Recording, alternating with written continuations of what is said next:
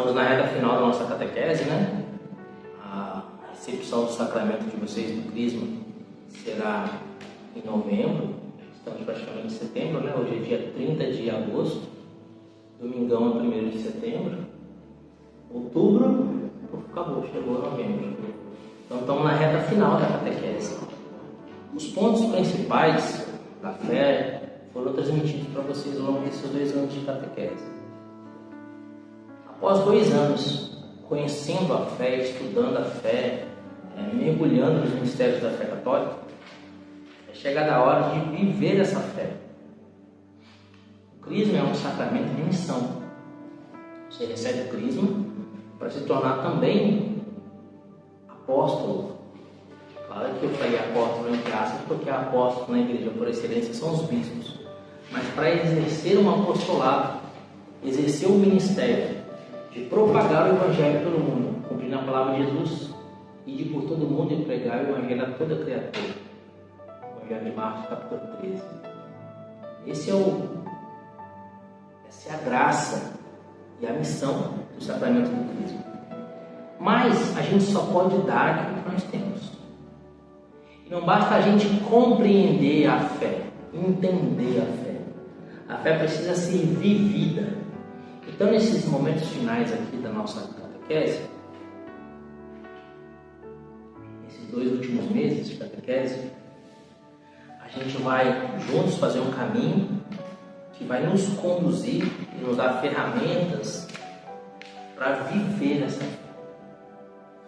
Toda essa fé que vocês conheceram de Sagrada Tradição, Sagrada Escritura, Sagrado Magistério, sacramentos, o sacramento do batismo, da confissão, da crisma, e os 7 sacramentos, um por um, unção dos enfermos, matrimônio, ordem.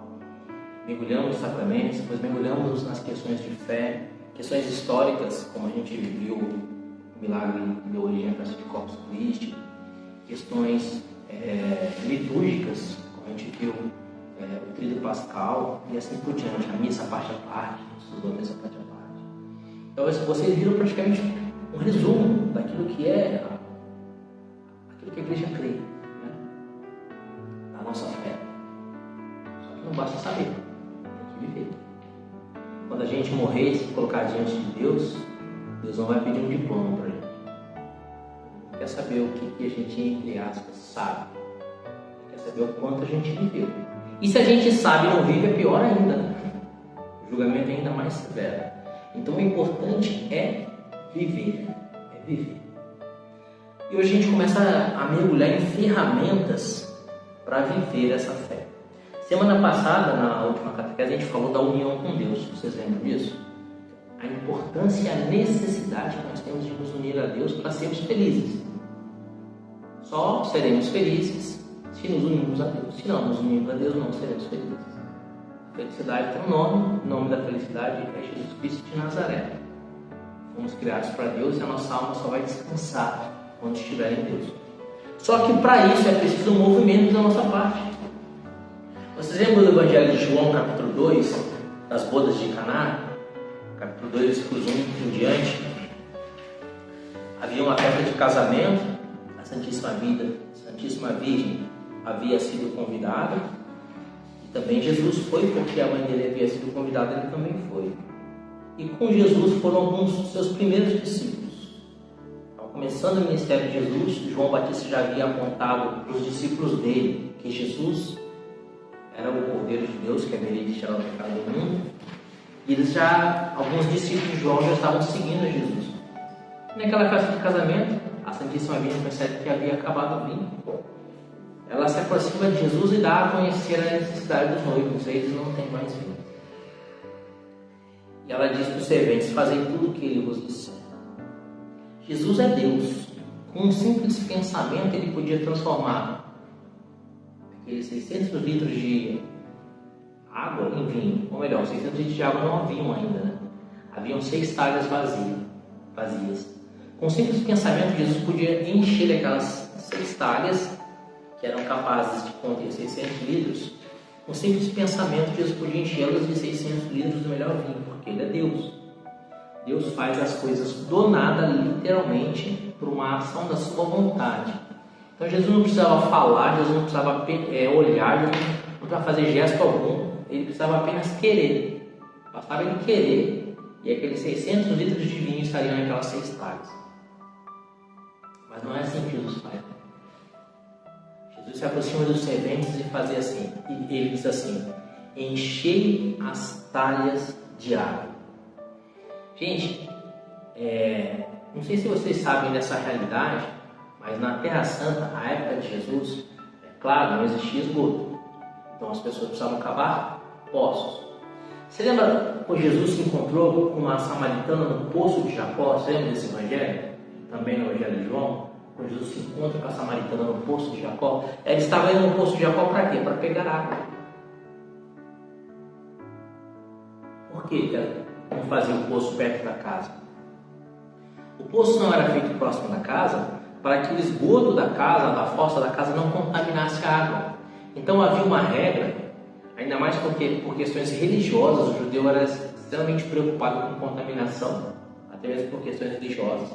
Havia uma regra de que um poço tinha que estar no mínimo a 1 quilômetro de alguma residência. Então buscar uma água no poço significava no mínimo andar 2 quilômetros. Esse poço podia estar a 1,5 km, 2, 3, 4, 5 quilômetros da residência. Era no mínimo 1 quilômetro. E Jesus fala para aqueles homens: encher as talhas de água. E eles vão e enchem as 6 talhas até a tampa. Encheram completamente. Quantas viagens esses homens deram para buscar 600 litros de água nesse poço? Imagina como é que não ficou as costas deles, o cansaço, o calor. Mas eles encheram as talhas até em cima. Depois que eles encheram a talha até em cima, Jesus diz: tirai e dai aos serventes. E assim que eles tomam da água, a água havia se tornado o melhor vinho. Santo Agostinho resume tudo isso que eu falei numa única frase. Santo Agostinho diz assim: o Deus que te criou sem ti, não te salvará sem ti. Ou seja, Deus quer a nossa participação. Ele precisa? Não. Ele podia fazer 600 litros de água com um simples pensamento, sem precisar sequer olhar para as talhas, só pensar: Fiat, faça-se a luz.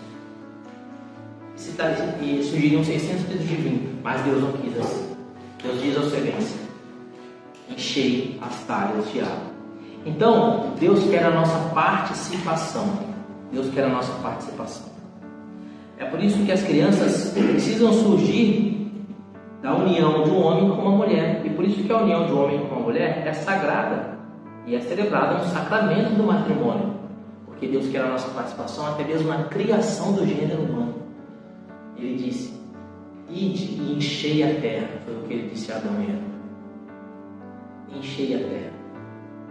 Então Deus quer a participação do homem, para que o homem, de certa forma, entre aspas, com bastante aspas, mereça a misericórdia de Deus. Por que bastante aspas? Porque nunca mereceremos a misericórdia de Deus. Mas eu quero dizer que a gente precisa alcançar méritos. Essa palavra mérito na teologia, ela é consequência de uma ação humana no mundo espiritual. E agora, para começar tudo isso, para a gente fazer esse caminho de vivência da fé e ajudar a Deus nos salvar, né? Deus que te criou sem ti não quer salvar sem ti. Deus nos dá uma ferramenta, a primeira ferramenta: encher as talhas de água. Como que eu vou encher as talhas de água? No mínimo eu preciso de 2 ferramentas. Primeiro, um balde para tirar a água e outro, uma vasilha para transportar essa água. Não dava para o servente lá mergulhar no poço, pegar água com a boca, sair do poço, chegar lá e cuspir na talha e voltar. Podia até fazer isso, mas ia demorar muito mais tempo, né? Se ele conseguisse, depois que pôr no poço, sair também, né? Se não morresse lá dentro do poço. Mas o mínimo, então, é precisar de um balde para tirar essa água e uma vasilha para transportar essa água para encher as talhas. Essa água, sabe qual é o nome dessa água? Essa água chama-se, não é essa água aqui não. Essa água que a gente vai precisar tirar desse poço se chama graça santificante. É a graça de Deus que nos santifica e nos salva. Essa é a água que está lá no fundo do poço. É a graça. E a vasilha com a qual a gente vai mergulhar nessa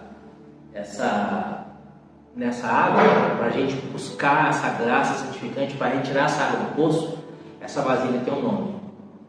Quem que chuta o nome dessa vasilha? Muito que bem, oração. Então vou deixar a Santa Faustina falar para você em sua homenagem. Santa Faustina Kowalska. Olha o que vai dizer Santa Faustina. Ela diz assim: oração, ponto. Ela fala literalmente assim que ela escreve: oração, ponto. Como se ela quisesse dizer, essa palavra, oração, já diz tudo. Oração, ponto final. E aí ela continua: oração. É pela oração que a alma se arma para toda espécie de combate. A gente está em combate espiritual, não é? São Paulo vai dizer: não é contra homens de carne e de osso que lutamos, mas contra os espíritos malignos e as potestades espalhadas nos ares. Estamos em combate espiritual contra o demônio. Quanto tempo por dia? 24 horas por dia. Demônio é um anjo caído que tem todos os tipos de vício, menos um. Sabe qual é o único vício que o demônio não tem? A preguiça. O bicho trabalha 24 horas para a nossa perdição. Estamos em combate. Sem oração estamos desarmados. Oração. É pela oração que a alma se arma para toda espécie de combate. Em qualquer estado em que se encontre, a alma deve rezar. Tem que rezar a alma que é pura e bela, porque de outra forma perderia sua pureza e a sua beleza. Tem que rezar a alma que está buscando essa pureza, porque de outra forma não a atingiria. Tem que rezar a alma recém-convertida, porque de outra forma cairia novamente. Tem que rezar a alma pecadora, atolada em pecados, para que possa se levantar. E não existe uma só alma que não tenha a obrigação de rezar, porque toda graça provém da oração. Toda graça provém da oração. Santa Fonte de Ligório vai dizer assim: quem reza se salva, quem não reza se condena. Santa Fonte de Ligório vai dizer naquele livro A Oração, deveria ter trazido o livro dele, não trouxe. Santa Fonte diz assim no livro A Oração: aquele que não reza está morto e cheira a putrefação.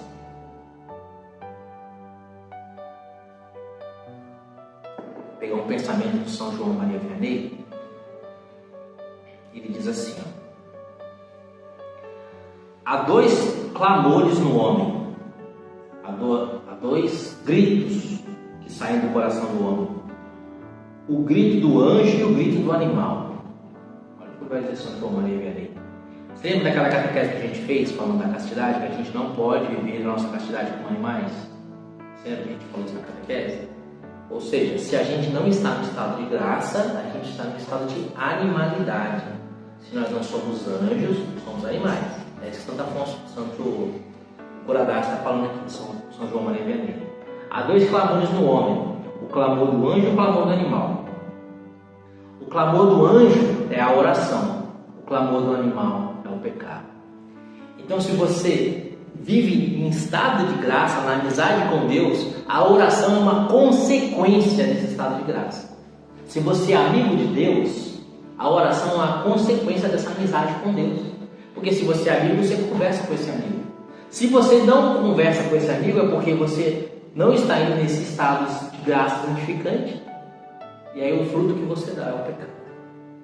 É como se São João Maria Vianney estivesse dizendo aqui aquela palavra de Deuteronômio: eis que põe diante de ti a vida e a morte, a bênção e a maldição, escolhe. Se a gente vive vida de oração, aos poucos nós estamos nos tornando semelhantes aos anjos. Se a gente não vive vida de oração, aos poucos nós vamos nos tornando animais, bestas, feras. Quem que é a besta por excelência? O demônio. Ou seja, se a gente não reza, a gente vai se tornando semelhante ao demônio. Eu tenho um amigo lá de Volta Redonda, Humberto, e um grande estudioso da fé católica. Humberto dizia assim: infelizmente, as pessoas têm muito mais a índole de Satanás do que a índole de Jesus. com isso? As pessoas são muito mais parecidas com o demônio do que com Jesus. Por quê? Porque não reza. Não reza. Quando a gente não reza, a gente se torna, aos poucos, animais. Aos poucos, a gente vai se bestializando. E a gente vai se tornando cada vez mais semelhante à besta, a grande besta do Apocalipse. Outra frase de São João Maria Vianney: a oração desprende nossa alma da matéria. O que ele está falando? A oração nos eleva, corações ao alto. Nosso coração está em Deus, né? A gente reza na missa. A oração desprende a nossa alma da matéria. Ela eleva como fogo que infla os balões. Aquele balão que tem lá em Campos do Jordão, você tem que pagar R$500 para passear nele. Já foi, Larissa? Pagou 500 para andar no balão? Aquele balão tem um fogo, né? Uma labareda de fogo que joga ar quente lá dentro e ele sobe. Isso que São João está dizendo, a oração é como esse fogo, essa chama que inflama o balão da nossa alma e nos eleva para Deus. Então, queridos, precisamos rezar. São Paulo vai dizer, rezar sem cessar. É possível a gente rezar sem cessar? Isso que a gente vai ver hoje.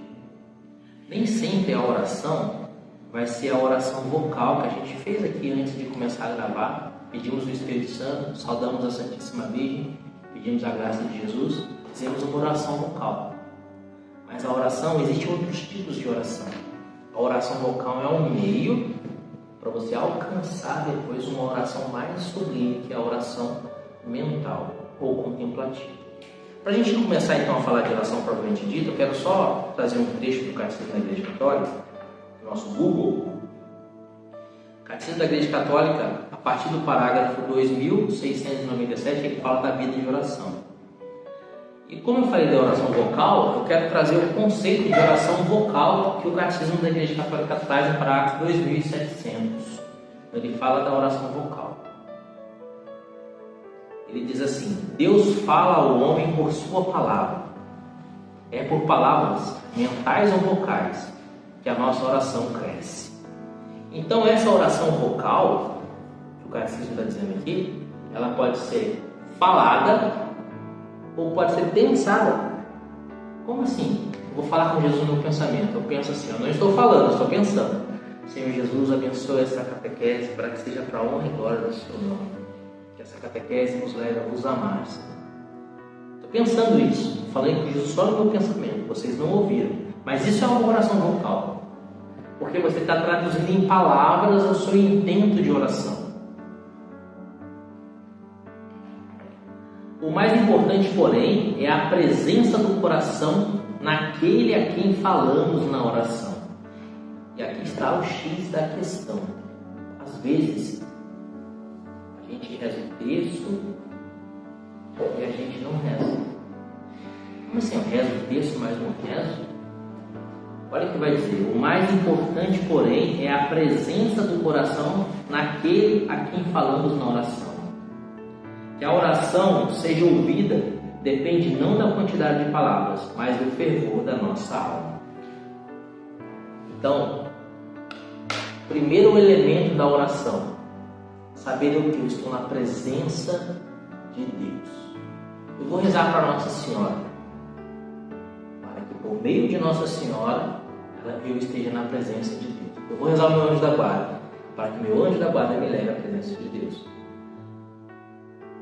Então eu preciso ter consciência dessa presença.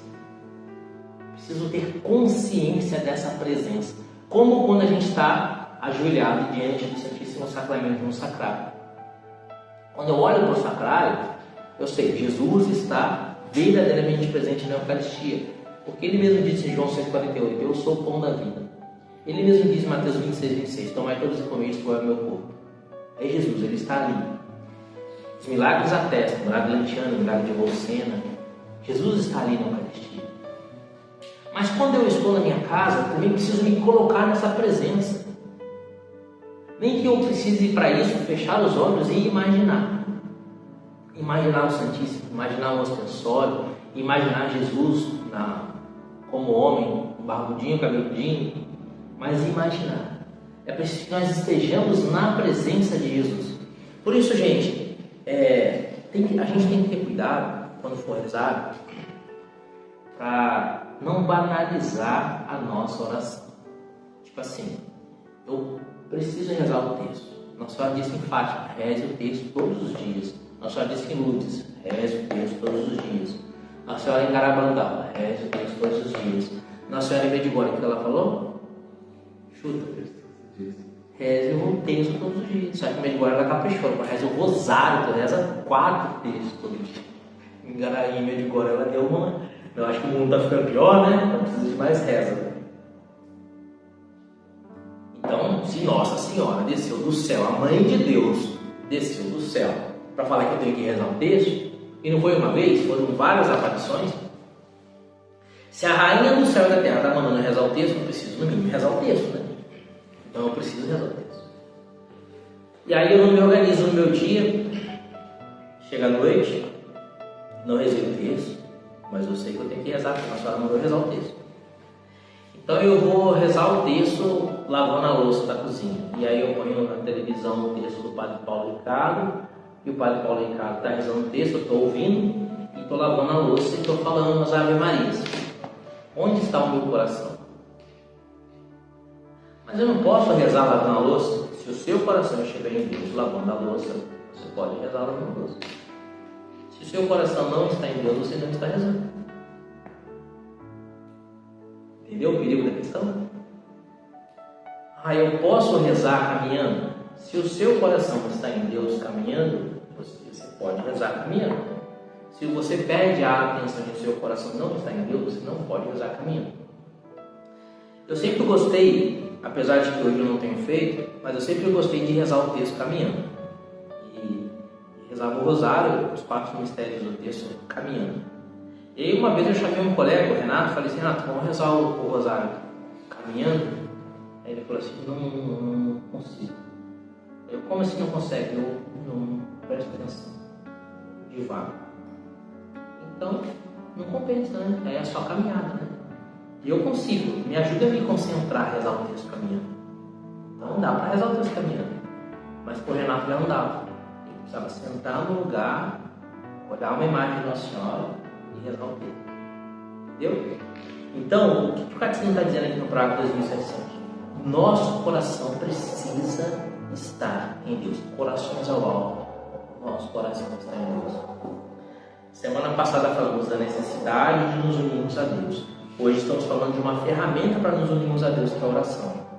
Se o objetivo é a união com Deus e meu coração não está em Deus, eu não estou pensando em Deus, mas estou pensando no detergente que está acabando enquanto estou lavando a louça, estou pensando no menino que passou margarina demais na faca, jogou a faca cheia de margarina dentro da pia e me irritou, e o texto.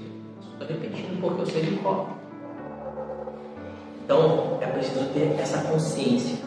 A oração é a elevação da alma a Deus para adorar a Deus. Toda oração tem um fim, adorar a Deus. Mas eu vou rezar para o meu anjo da guarda. O seu anjo da guarda te conduz a adorar a Deus. Santo anjo do Senhor, meu zeloso guardador, já que a ti me confiou a piedade divina, sempre me rege, me guarde, me governe e me ilumine. Amém. Me rege quer dizer, seja o meu rei. Para que o anjo da guarda vai ser seu rei? Vai reinar sobre você. Para que não reine sobre você o demônio. Para que através do anjo da guarda reine Jesus na sua vida. Sempre me rege, me guarde. Me guarde de quê? De ofender a Deus, de trair a Deus. Me ilumine na hora da tentação. Me mostre a luz de Deus. Me rege, me guarde, me governe e me ilumine. Então o objetivo é sempre levar a Deus. Santa Maria, Mãe de Deus, rogai por nós pecadores agora e na hora da nossa morte. Rogai por nós pecadores agora para que deixemos de ser pecadores e na hora da nossa morte para que estejamos na glória de Deus. Então toda oração ela é cristocêntrica. O Santo Padre, o Papa João Paulo II, escreveu um documento chamado Rosário Virgens Maria, em que ele disse isso: toda a oração da igreja é cristocêntrica, tem um fim único, que é Jesus. O único fim da nossa oração é adorar a Deus. Eu vou rezar pedindo a intercessão de São Francisco de Assis, ou melhor, de Santo Antônio. Para que você vai pedir a intercessão de Santo Antônio? Para casar. Tem que calhar. Santo Antônio, me ajuda a casar. Para que você quer casar? Para a glória de Deus? Santo Antônio vai te ajudar. Se o seu matrimônio for para honrar e glorificar o nome de Deus, Santo Antônio vai te ajudar. Se não for para a glória de Deus, ele não vai te ajudar. Tem que ser para a honra e glória de Deus. Entendeu? Eu vou pedir para ganhar na loteria, ficar rico, milionário. Se o seu dinheiro, se os seus milhões ganhando na loteria forem para a honra e glória de Deus, e através desse dinheiro Deus salvar a sua alma e salvar a alma de muitas pessoas, Deus até te faz ganhar a loteria. Mas tudo precisa ser para a honra e glória de Deus. Então, o parágrafo do Catecismo vai dizer que o parágrafo 2697, elevação da alma a Deus para adorá-lo. É a vida do coração novo, vai dizer o Catecismo. Vou até ler esse parágrafo aqui, esse parágrafo é muito bonito, 2697. Ele diz assim, ó. É o primeiro parágrafo quando ele começa a falar da vida de oração. Ele diz assim: a oração é a vida do coração novo e deve nos animar a cada movimento, a cada momento. O que o Catecismo quer dizer? A vida do coração novo. O coração novo é o coração transformado por Deus para adorá-lo. E o Catecismo diz: é a vida do coração novo. Olha a frase do Catecismo: a oração é a vida do coração novo. O que Santo Afonso vai dizer? Quem não reza está morto e cheio de putrefação. A oração é a vida do coração novo, vai dizer assim o Catecismo. Santo Afonso vai dizer: quem não reza está morto.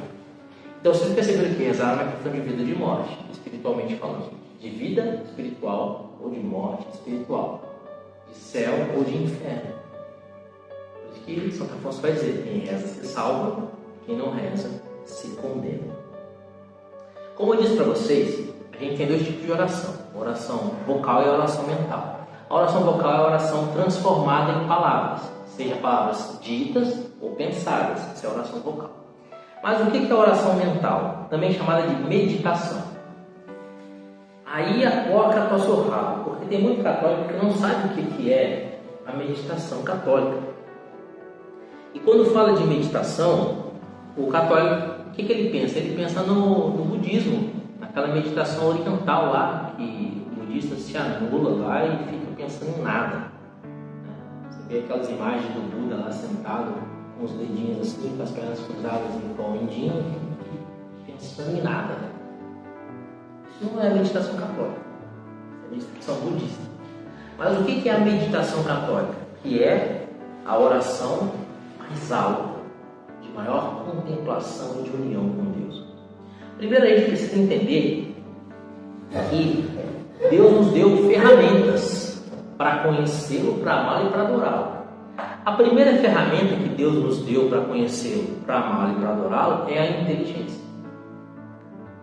A gente é inteligente não para inventar celulares ou carros que sejam conduzidos, sejam alimentados com energia elétrica. A gente é inteligente para inventar celulares, inventar carros, para que esses celulares e carros levem as pessoas para amar a Deus. Tudo precisa ser para a honra e glória do nome de Jesus. E sobretudo, a gente faz essas coisas para a glória de Deus porque a nossa inteligência precisa nos levar a conhecer a Deus, a fazer uma experiência de Deus. Então Deus não anula nunca e jamais Ele anula a nossa inteligência, porque a nossa inteligência é a primeira ferramenta para encontrar a Deus. Então, se a meditação budista é anular os pensamentos e não pensar em nada, a meditação católica é pensar. É pensar. A meditação católica é buscar conhecer a Deus e as coisas de Deus. Mas conhecer não só no sentido intelectual, mas conhecer não naquele sentido de Lucas 1:26, quando Nossa Senhora disse para o anjo: eu não conheço o homem. A senhora queria dizer: eu não tenho intimidade com homem algum, não terei, porque já fiz uma promessa, um voto a Deus de oferecer a minha castidade. E o meu noivo José também ofereceu um voto de castidade a Deus e Deus aceitou. Então Nossa Senhora e São José já haviam combinado com Deus. Deus já havia mostrado para eles que havia aceitado o voto de castidade deles. Não preciso nem dizer para vocês que São José e Nossa Senhora eram santos além da sétima morada, se é que a gente pode dizer dessa forma, né? Você lembra daquela expressão de sete moradas de Santa Teresa d'Ávila? O grande santo, o auge da santidade é a sétima morada, onde a pessoa vive o céu na terra. Gente, se São Pio de Pietrelcina era um santo de sétima morada, se São Filipe Neri era um santo de sétima morada, se São João Maria Vianney é um santo de sétima morada, imagina a Santíssima Virgem Maria e São José. Eles estavam além da sétima morada. Afonso de Ligório vai dizer no livro Glória de Maria que a Santíssima Virgem via os anjos e os anjos a serviam desde a primeira infância. Então, quando Nossa Senhora vê o anjo Gabriel diante dela falando, vestida de graça, ela se espanta, ela não se espanta com a presença de Gabriel, porque ela estava acostumada com os anjos. Ela se espanta com aquilo que Gabriel estava falando. Porque se vestida de graça significa assim, você agora é a rainha do céu. Ela, como assim, eu sou a rainha do céu? É uma saudação para as rainhas. Então, quando ela diz eu não conheço o homem, ela está dizendo não tenho intimidade com o homem, já combinei com Deus que eu não tenho, não terei jamais. E São José também, e José também não tem, manteve, ofereceu a Deus o seu voto de castidade e Deus aceitou. Como agora você está dizendo que vou ter um filho, se Deus já disse que eu não vou ter? Ou seja, se Deus já disse que vai aceitar a minha virgindade, né? Aí Gabriel fala, calma, não é bem assim. Deus vai cumprir a promessa dele para você de manter você virgem, mas mesmo assim você vai ser mãe. Você deve ter pensado, então se Deus falou, então tá bom. Até Isabel, tua parenta, já está grávida, já está no 6º mês, aquela garantida por estético, porque a Deus não é uma coisa impossível. Você está falando, já que é assim, né? Fiat in mim salutare tuo, faça-se conforme a sua vontade. Então, queridos, conhecer a Deus pela inteligência, nesse sentido da Santíssima Virgem, no sentido de intimidade, no sentido de Lucas 11, no sentido de mergulhar em Deus. Para isso, a gente precisa, a primeira coisa, orações ao alto, levar a nossa alma para Deus, para adorá-lo. E aí tem os movimentos da oração. Vai lá. São 3 movimentos que a gente precisa fazer na oração. 3 movimentos, seja a oração vocal, falada, oração mental, conversar com Deus na cabeça, seja a oração meditativa. A gente precisa fazer 3 movimentos. Primeiro movimento, presença de Deus e adorar a Deus. Então, quando eu começar a rezar, eu preciso saber, eu estou na presença de Deus, estou aqui para adorá-lo. E aí você usa os seus meios. A gente tem imagens, crucifixos, velas. A vela, quando você acende a vela, ela chama a sua atenção. Você lembra da palavra de São João, primeira carta de João, Deus é luz. Você lembra do amor, do calor, do fogo. Deus é amor, ele é um calor que aquece. Então acende uma vela, procura uma imagem religiosa, um crucifixo.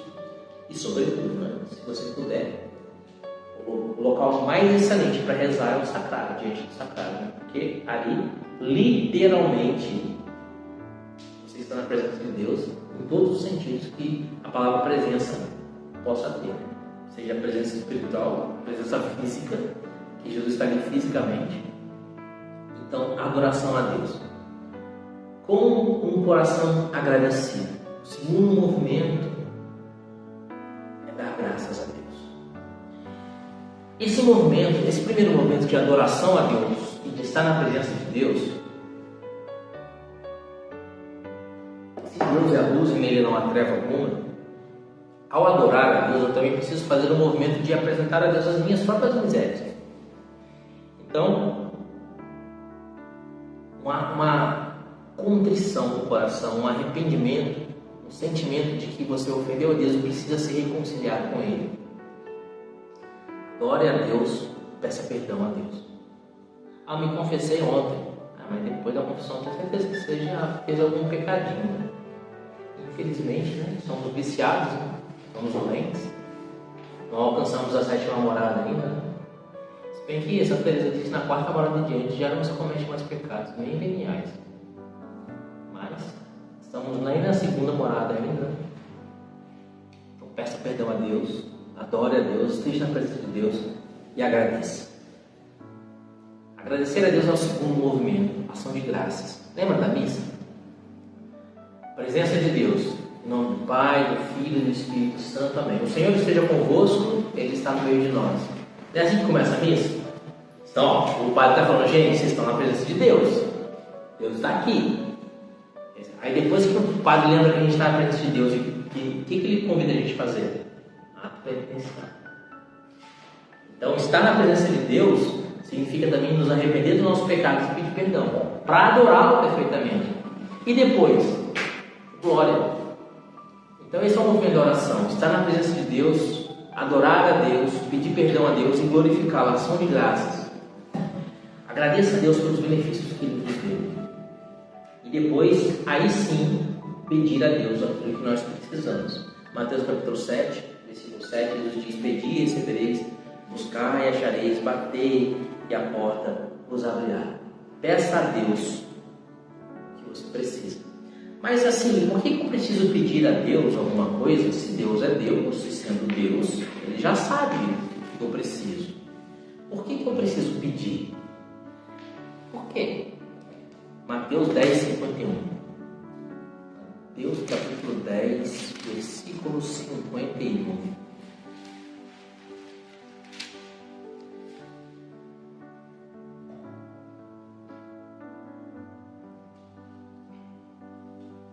Mateus 11, 51.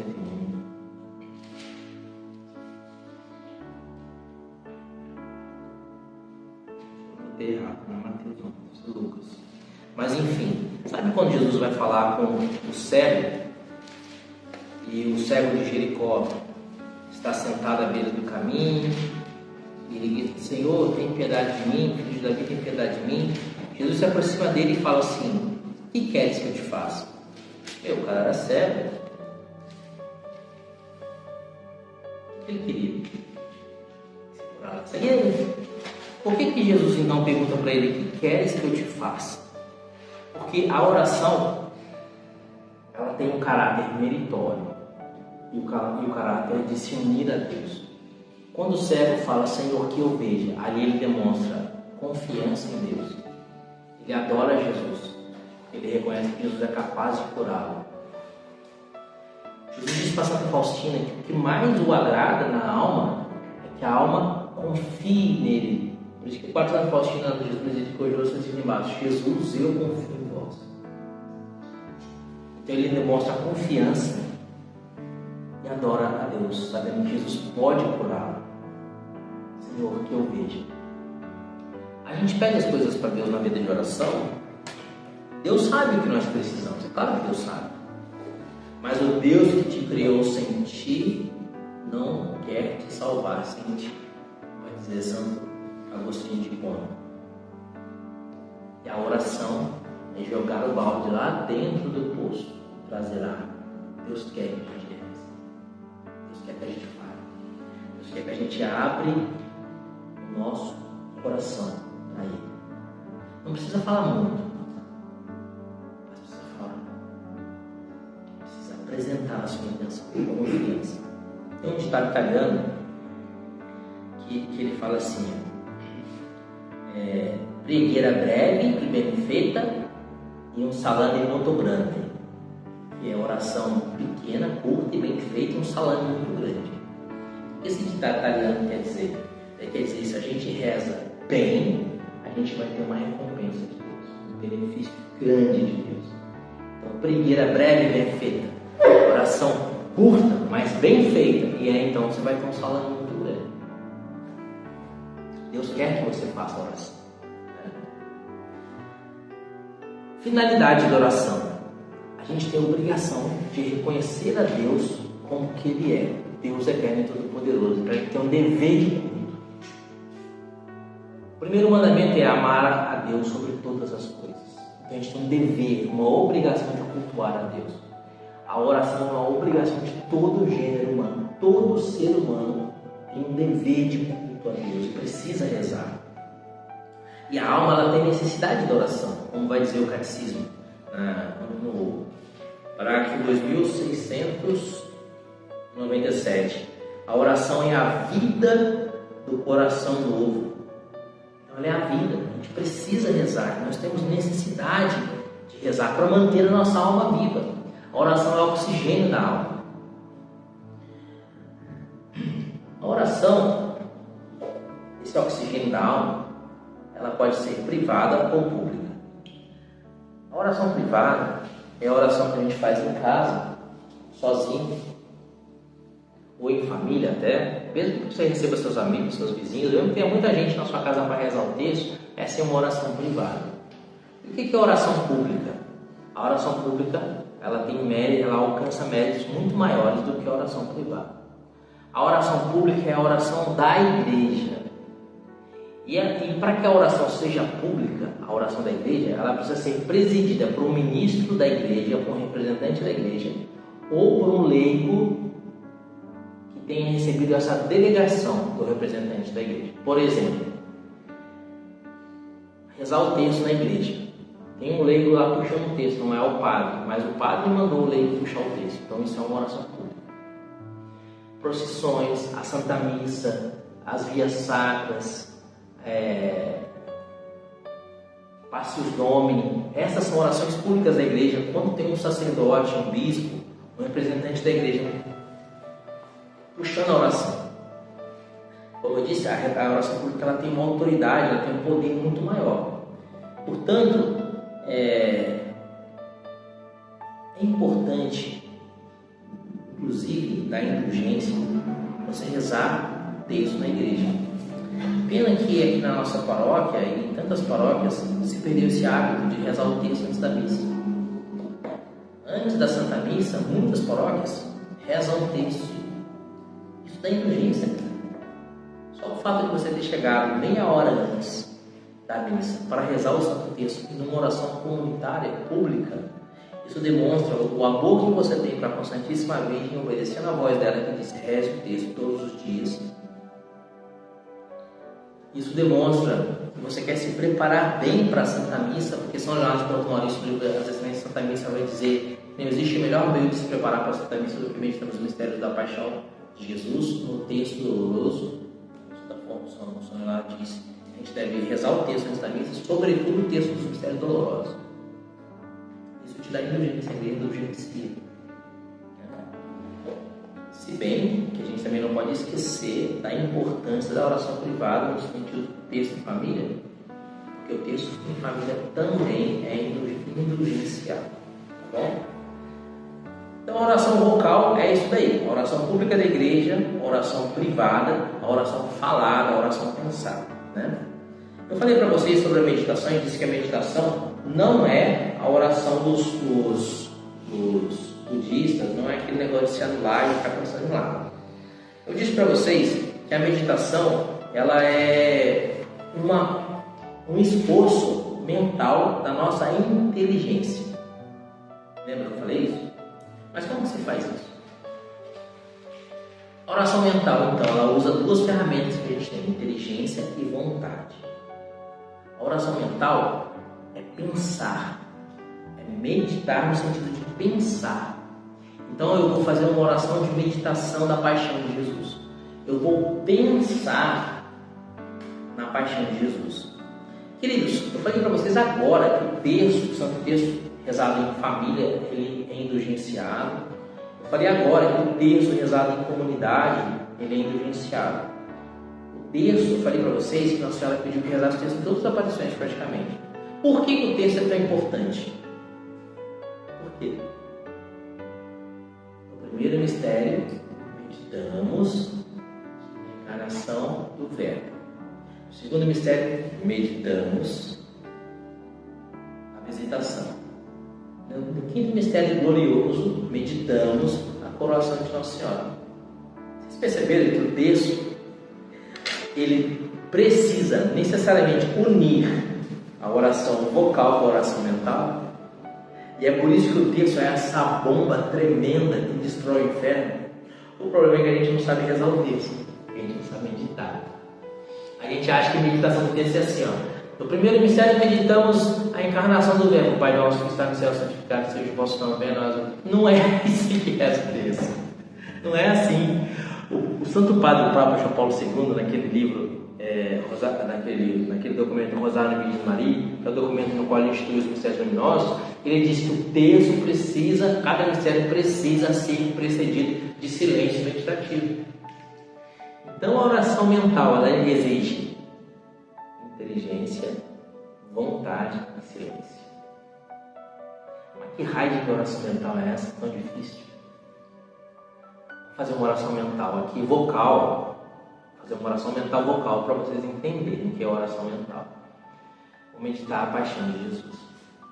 E aí eu penso na paixão de Jesus. Eu visualizo a paixão de Jesus. Eu quero meditar, por exemplo, a agonia de Jesus no Jardim das Oliveiras. E aí eu imagino Jesus no Jardim das Oliveiras. E eu lembro aquele filme do Mel Gibson, das cenas do filme do Mel Gibson. E aí eu vou me lembrando das imagens do filme do Mel Gibson, Jesus no Jardim das Oliveiras. E eu me lembro de Judas que chega e beija o rosto de Jesus. E com um beijo, ele aponta para os soldados quem era o homem que eles haviam de trair. E Jesus diz, com um beijo traz o Filho do Homem. E eu penso, quantas vezes eu traí Jesus com os meus pecados? Quantas vezes com um beijo eu traí Jesus? Rezando, me professando católico, mas muitas vezes ofendendo a Jesus em coisas nas quais eu não precisaria ofendê-lo. Na gula, na preguiça, na vaidade, não sei o quê. Jesus no Getsemane suava sangue. Como uma uva esmagada ao lagar que a uva sai do seu suco, o Getsemane, Jesus era esmagado pelo peso dos nossos pecados, por isso ele suava sangue. Quais são os meus pecados que estão esmagando Jesus no Getsemane? Isso é oração mental. Entenderam? Então, eu não estou falando isso, eu estaria pensando isso. Pensando e imaginando isso. Imaginando o Getsemane, fazendo essas conjecturas, trazendo a paixão de Jesus e assim por diante. Isso é oração mental. Isso precisa estar presente no texto. Em cada mistério. Vamos rezar o primeiro mistério luminoso. Batismo de Jesus por São João Batista. Silêncio. Feche os olhos. Pensa no Rio Jordão. Pensa Jesus se aproximando de João. Pensa João dizendo, Senhor, eu não sou digno. Se querem desamarrar a sandália dos teus pés, e o Senhor vem para que eu te batize. Jesus disse, deixa por agora, João, pois é necessário que se cumpra a justiça completa. Que justiça completa é essa? A justiça total, completa, a humildade. A humildade é a virtude completa. Tudo junto com a caridade. Será que eu tenho sido humilde? Será que eu tenho sido soberbo como um fariseu? Eu aplico isso para a minha vida. Santo Inácio de Loyola, nos exercícios espirituais de Santo Inácio, ele ensina você a fazer isso, essa oração mental. Ele diz que da oração mental você deve trazer um ramalhete de flores. O que é esse ramalhete de flores? O que isso significa na minha vida? Para que isso traz para mim? Quando eu meditei sobre a agonia de Jesus, eu pensei, quais são os meus pecados que têm esmagado Jesus? Os quais eu preciso renunciar para que eu não veja o rosto de Jesus como um traidor, como fazia Judas. Esse é o meu ramalhete espiritual. É a gula, é a preguiça. Vou lutar contra isso. Estou meditando Jesus sendo batizado por João. Jesus sendo batizado por João. Jesus se mostra extremamente humilde, ele é Deus e se faz batizar por uma criatura sua, por amor a nós. Então Jesus apresenta aqui duas virtudes para mim: humildade e caridade. Ele diz, é preciso que se cumpra a justiça completa. Como que cumpre essa justiça? Santidade completa. Santidade completa começa com a humildade e a caridade. Será que eu tenho sido humilde? Será que eu tenho sido caridoso? Isso é um ramalhete espiritual que precisa brotar da oração mental. Então, gente, a oração mental ela é necessária para o nosso crescimento espiritual. Lembra que eu falei para vocês que a partir de hoje a gente ia ser convidado a viver a fé que nós conhecemos? A oração mental é necessária. Ah, mas eu não sei fazer oração mental. Então pega aqui um trecho do catecismo, lê um parágrafo, tipo assim, lê um parágrafo. A tradição da igreja, eu estou lendo o parágrafo 2698. A tradição da igreja propõe aos fiéis ritmos de oração destinados a nutrir a oração contínua. Então a tradição fala que a gente tem que rezar sempre. Aí você pensa nisso. Bom, eu preciso rezar sempre. Inclusive, São Paulo vai dizer que a gente precisa rezar sem cessar. Preciso rezar sempre. Como que eu faço para rezar sempre? Será que eu preciso rezar sempre e rezar sem cessar? E estar com o meu coração conectado ao coração de Jesus sempre, sem cessar? Porque eu não consigo fazer oração vocal sempre sem cessar. Mas eu preciso manter o meu coração sempre no coração de Jesus. Então é isso. Ali naquela música do Padre Zezinho, estou pensando em Deus, estou pensando no amor. Então isso é oração mental que pode durar o dia inteiro sempre. Um trecho do catecismo que você leu, você pensou naquilo e isso já se torna uma oração mental. Livros espirituais, Diário de Santa Faustina, Imitação de Cristo, Tratado da Verdadeira Devoção à Santíssima Virgem, Excelências da Santa Missa. Esses são livros que têm matéria-prima para oração mental, para você ficar fazendo oração mental durante dias e dias. Todo dia, às 15 horas, eu rezo o texto da misericórdia. Só que lembra que eu falei para vocês? A oração mental é o principal meio de oração. Jesus vai dizer a Santa Faustina assim, às 15 horas é a hora da minha misericórdia. Aqueles que invocarem a minha misericórdia e me pedirem pela minha paixão, qualquer graça eu darei nessa hora. Essa é a hora da misericórdia. Isso é o que Jesus disse para Santa Faustina. Só que Jesus disse para Santa Faustina quem pedir coisas pensando pela sua paixão. Então a reza muitas vezes misericórdia diz assim, às 15 horas, e tem um texto, mas eu rezo assim dizendo: pela sua dolorosa paixão, tem misericórdia de nós no mundo inteiro. Pela sua dolorosa paixão, tem misericórdia de nós no mundo inteiro. E eu estou rezando isso, estou, fazendo qualquer outra atividade que a minha atenção está dividida entre a dolorosa paixão do Senhor e aquela minha outra atividade, de tal forma que essa dolorosa paixão do Senhor não é nem um pouco dolorosa para mim, porque eu sequer pensei em quanto Jesus sofreu na paixão. Entendeu? A oração não precisa estar na presença de Deus. Então, às 15 horas, o que eu faço? Eu ponho o celular para despertar. E aí eu pego o Diário de Santa Faustina e leio um trechinho, um pedaço. Assim, do diário, penso.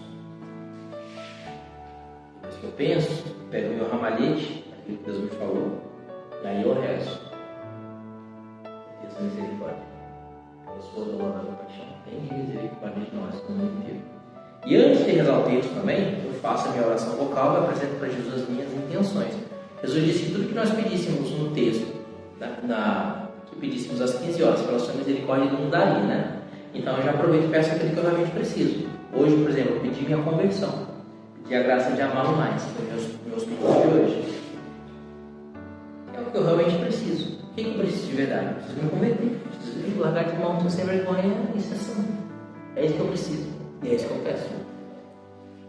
E essa oração é falida. Quando você pede a Jesus alguma coisa que Ele quer te dar, Ele já queria te dar.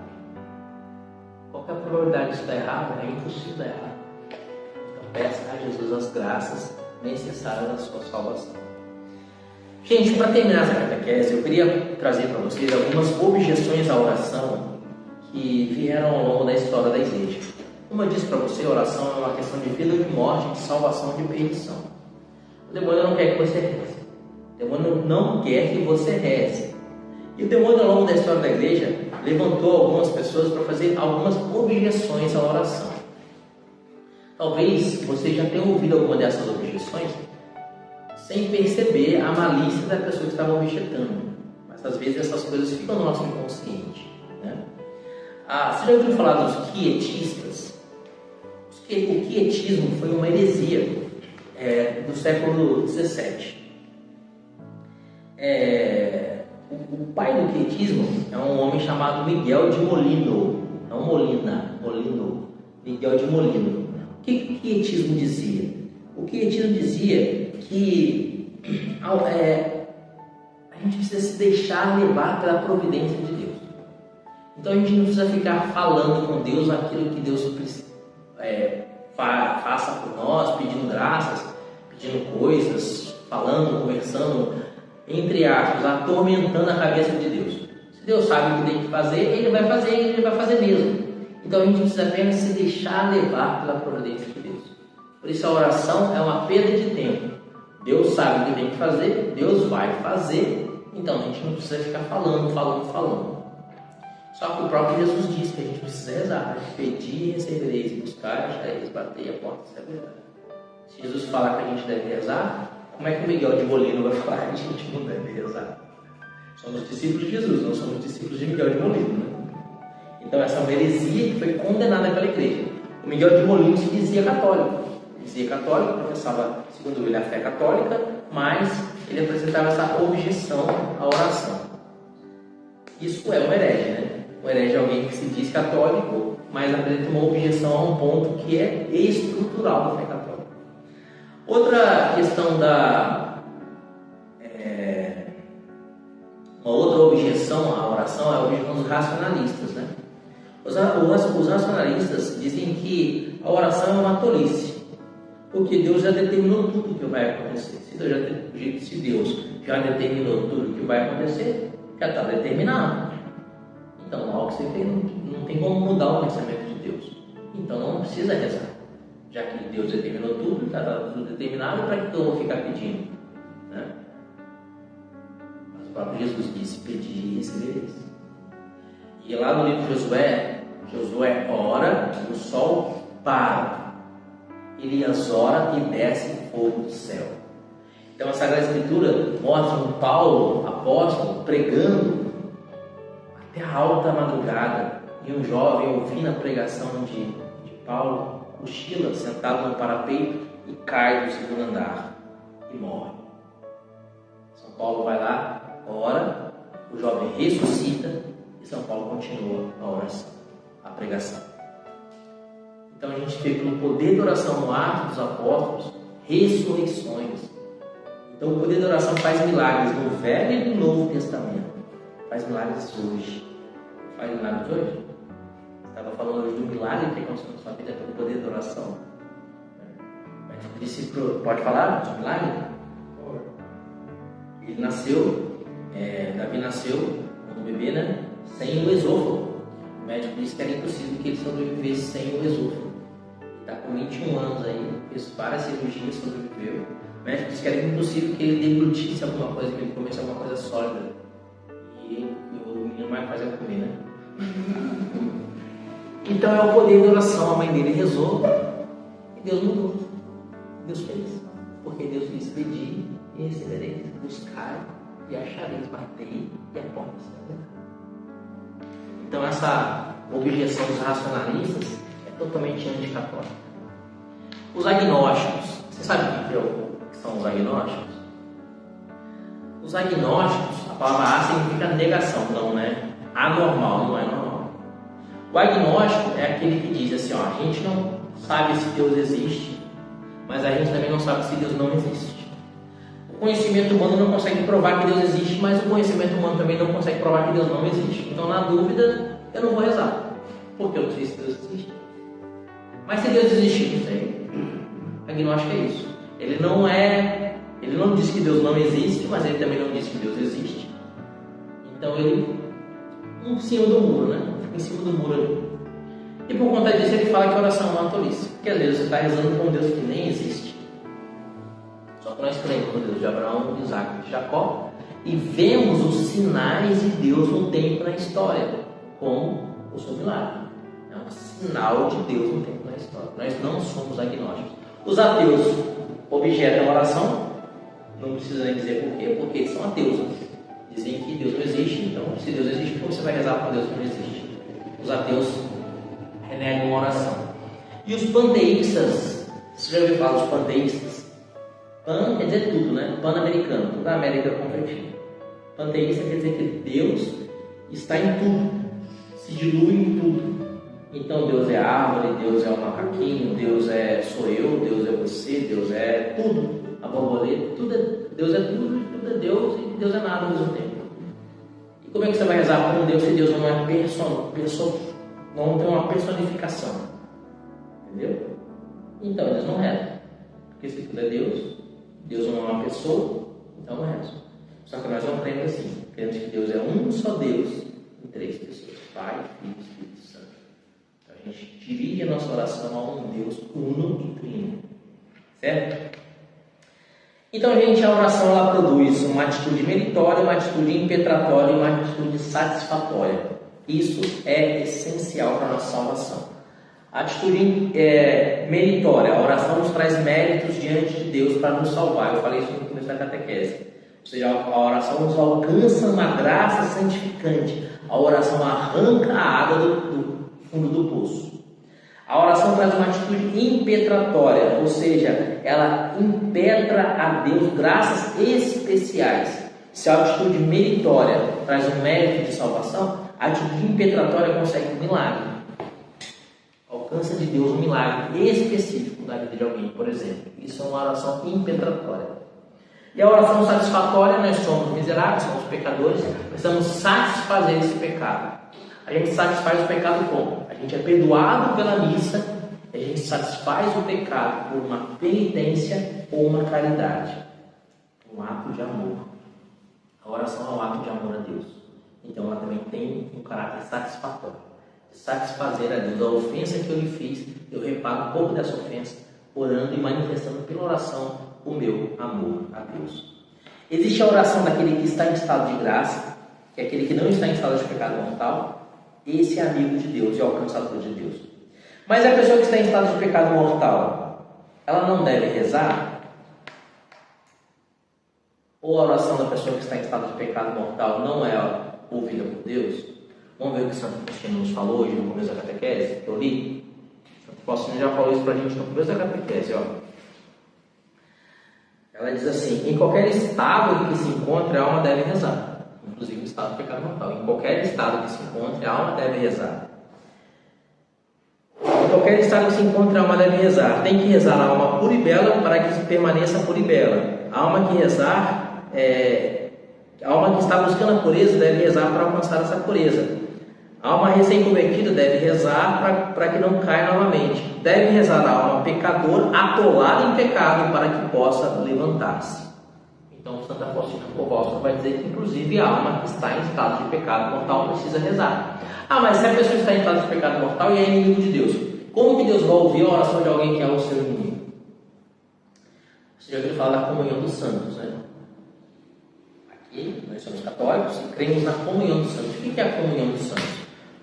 Nós em Tremembé no Carmelo, e lá no Carmelo as carmelitas reformadas por Santa Teresa d'Ávila, dentre as suas missões, tem a missão de rezar pelos pecadores. Então eu estou em estado de pecado mortal e de repente me vem uma vontade de me confessar.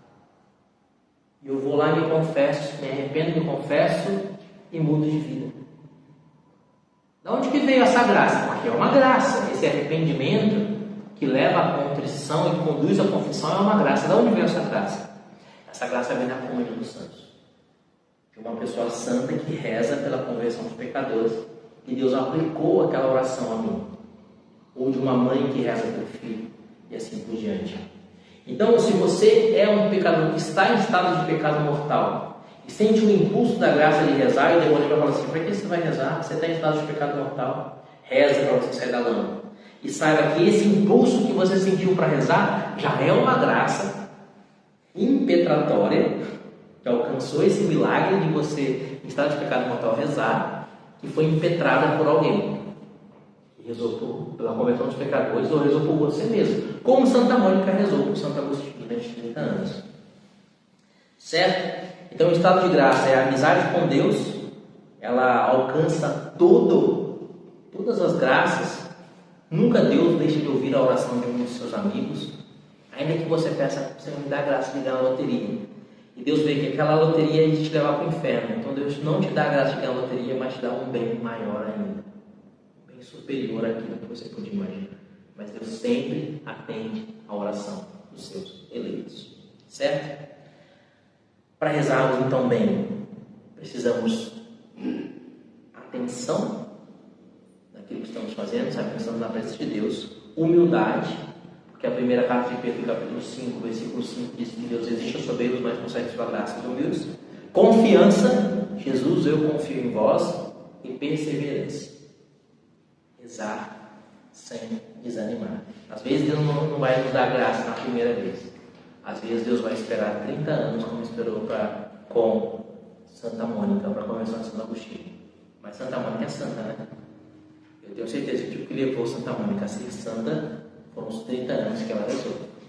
Quando ela pediu para Santa Mônica assim, ó, Deus, converte meu filho Agostinho. Deus falou assim, converto, mas vou converter daqui 30 anos, porque assim eu ganho os dois. Ganho a mãe e ganho o filho. Então Deus sabe de tudo. Amém? Semana que vem nós vamos fazer um mergulho de cabeça na oração do Pai Nosso. Mergulhar de cabeça na oração do Pai Nosso. Vamos escolher alguns tesouros dessa oração. Glória ao Pai, ao Filho e ao Espírito Santo, como era no princípio, agora e sempre. Amém. Santo Agostinho de Hipona, rogai por nós. Santa Mônica, rogai por nós. Em nome do Pai, Filho e do Espírito.